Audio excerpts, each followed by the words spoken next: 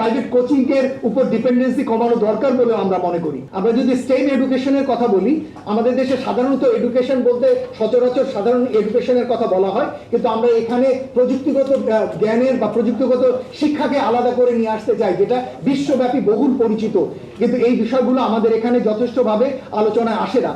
আমরা প্রথমেই যেটা দেখেছি যে স্টেম এর সাবজেক্ট এবং স্টেম বেসড জব বাংলাদেশে খুব কম, এবং সেই জায়গায় আমাদের র্যাঙ্কিং আমরা অনেক পিছিয়ে।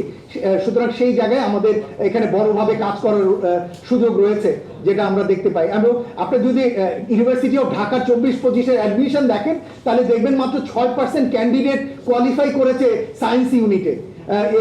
সুতরাং সেখান থেকে আপনি বুঝতে পারছেন যে এই যে সায়েন্স বেসড এডুকেশনের যে দুর্বলতা, সেটার কারণেই আসলে উচ্চশিক্ষাতে গিয়ে তারা আর ভালো করতে পারছে না, সেই জিনিসটি কিন্তু আমরা এখানে আমরা দেখতে পাচ্ছি। একই সাথে এগুলোকে কারিকুলাম চেঞ্জ করার কারণে এক ধরনের সমস্যা হচ্ছে, একই সাথে স্টুডেন্ট অ্যাসেসমেন্টের প্রপার ব্যবস্থা না থাকার জন্য এখানে সমস্যা হচ্ছে, একই সাথে টিভেট স্ট্রিমেও যে স্টেম এডুকেশনের দরকার রয়েছে, ডিজিটাল টুল দরকার রয়েছে, সেই জায়গাগুলোর কিন্তু এখানে ঘাটতি রয়েছে।